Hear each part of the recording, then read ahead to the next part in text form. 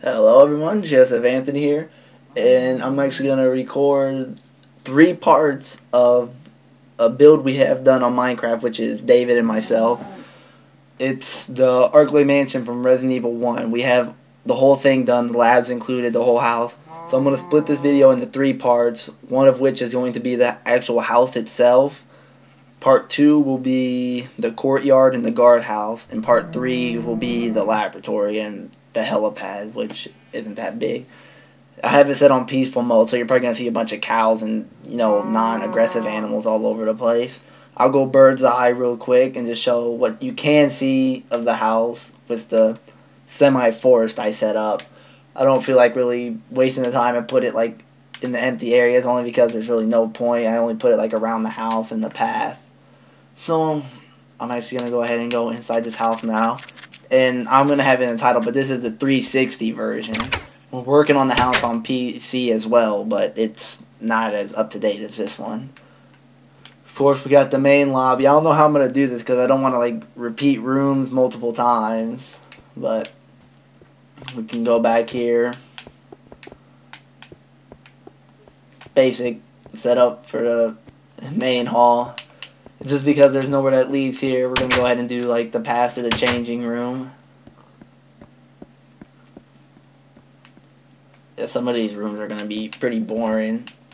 And I don't know. I don't even know what to say. Because you're seeing it. You got some changing rooms. Absolutely empty room right here. The PC version, I got a little bit in here because, well, I can do more stuff with it. But did probably like as best as we could using what you got on Minecraft. We got ideas, like this isn't all our idea either. Like we got ideas and like layouts from multiple different sources. I don't have all of them because one of our team members actually gave me a lot of the sources and I never got them directly. So we got the dining room, which I actually kind of want to lower this table only because I don't like it so high. But it looks more like a table with the legs put on it. And then we got a blood spot put in for Mystery Man's blood.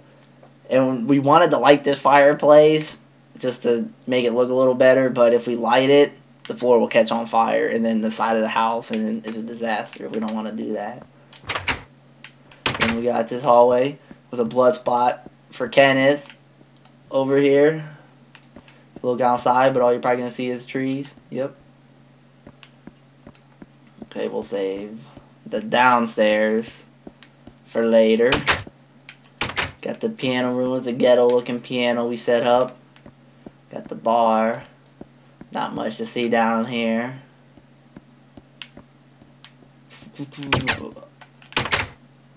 And this is why I'm doing it in 3 parts. I mean, we're already at 3 minutes, and I like barely even touched the house. Got the little bedroom. The closet that leads like nowhere.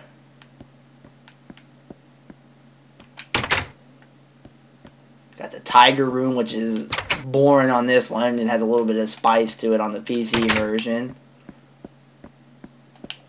Okay, run super fast. I need to add some picture frames and stuff like that too. Then we got the plant room where you get the freaking key. The chemicals in that thing. Even going through this, it looks pretty empty because I forgot to add a lot of photos. Picture frames. Nothing really in this room. Broken shotgun, but can't put that on here, of course. Got the save room at the bottom of the stairs with the serum. We put chests on it, I don't know, mainly because, well, there's a chest there, and I would like to try to somehow get it put into a survival map. This right here, but you can't get in this door from this way. Mainly because you gotta use that passcode in the real game. And you don't get the passcode till late anyway, so I just made it so you can't go through that door. Got more trees. Saw mountains because we didn't want to level every single thing in the area. We got the top of the dining room. Nothing too special. So that clears that side of the house. Now let's go check the balcony real quick. Got a blood stain on the floor. And we got a little blood stain for Forrest over here, since that's where his dead body was. Okay. Let's go this way. Start heading to Richard. We don't got no herb set up over here, but right there's the blood spot for Richard. Go in the snake room next. Just this little room, which again, I don't really like the table so high. You gotta stand up to eat at them.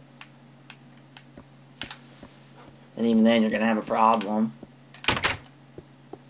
Then we got the snake room, which is one of the biggest rooms.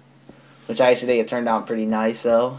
You can go get the little crest in the spot. Which this is also a room we had catch on fire and burn almost all the way down for lighting a fireplace.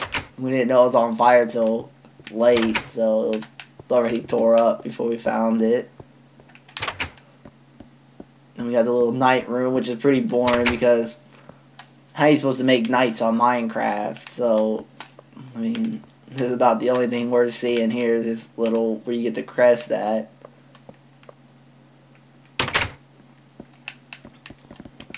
Alright, we'll just peek through the little hallway. Go inside this door, which I don't even know what this room's really supposed to be. I like never come in it on the game, so got a few more rooms upstairs and we can go downstairs. Got this like little bedroom area right here. We got the area with the fish tank. So, and then we're up here, we come across one of the problems with like the real game, and so we couldn't put it on the Minecraft version. It would have been too much work. That fireplace right there, we lit that and it burnt that whole snake room down. But where you actually fight the snake, which you can't put a hole, if you put a hole in the floor, it won't lead nowhere near where it's actually supposed to lead, like down into the basement after you go through the little tomb. Yeah, it doesn't align, so it was just simpler not to even put it on than to try and make it work. Got this other save room underneath the stairs.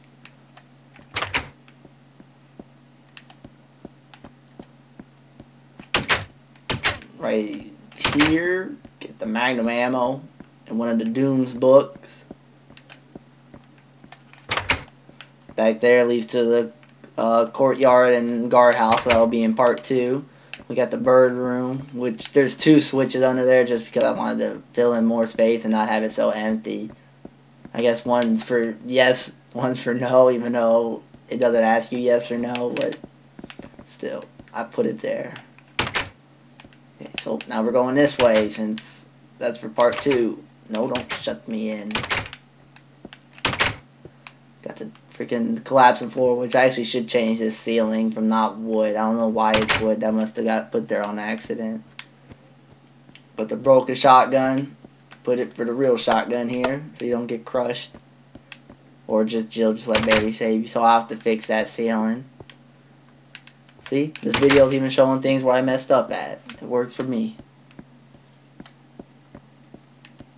The bathroom. The toilet with running water. It's the only toilet that we have in the game that actually has running water like that. It's like the only one that was in position to be able to do that. We got the little outside path, which it destroyed my fence. These trees grow out of control. It's crazy. We didn't put the little like fireplace looking thing here. So I have to fix that fence later too. Because trees, you can't control them. They just do whatever they want. We got the hallway where the dogs break through the windows. Which I thought about like breaking the windows. Like look like the dogs came through them. But we passed on that. Got this little hidden thing where you gotta push the little shelf out the way. Now there's only one more thing to check, which I actually should have did it before, and that's the downstairs. But I said I'd come back to it later, which I'll do, so you guys get to see a quick look at the dining room again in this little hallway. So we got the elevator, which is not an elevator on the game, so you have to make like ladders that go wherever. We'll go downstairs first. It's less down here. Got the little kitchen-like room with the elevator right here that leads to where I was just standing, which I see another mess up in the wall there. Then we just got this little tunnel area. And see, right here's where it messes up. How the snake hole, watch, I'll just do it to show you guys. Look where it comes up at. Which I know is not directly above it. I mean, it's more kind of facing where I am now, but it still doesn't align up right. So it was better not to put it in instead of making a bunch of twists and turns, which we did do for a few parts, but kind of like needed parts. So that's all for this hallway. So now we get to go upstairs. Take the elevator all the way up. Boop. Then we have like the little library, which this right here is one of the fail rooms. This area, for one, it's way too small and it just doesn't meet up to like really what it should be, but can't make it perfect. I still think we did pretty good on the whole thing. You're supposed to be able to see the helipad from this window, which I'm thinking about taking that balcony out just so you can see the helipad, because it would be pretty nice. So you can't even see it if I fly up. You can see like the top of it, but that doesn't work. Yeah, so like I keep saying how I might do like this stuff. Leave a comment and tell me what you think. Like, should I take that balcony out so you can see the helipad? Let me know what you guys think. Then we got the little storage room where you pick up the battery. Then we got the hallway, which I said you can't get to from the other side of the door. Not even sure if I have it set up so I can leave this way, which, yeah, I do. The button, I hate how they close so fast. But then we're right back here again. I mean, we got the, where you get the one colored jewel, the tiger eye, and we've already been through all this. So that's going to be it for part 1, everyone. Part 2 is the courtyard and the guardhouse. So thanks for watching. Make sure you like this video and subscribe so you know when I upload part 2.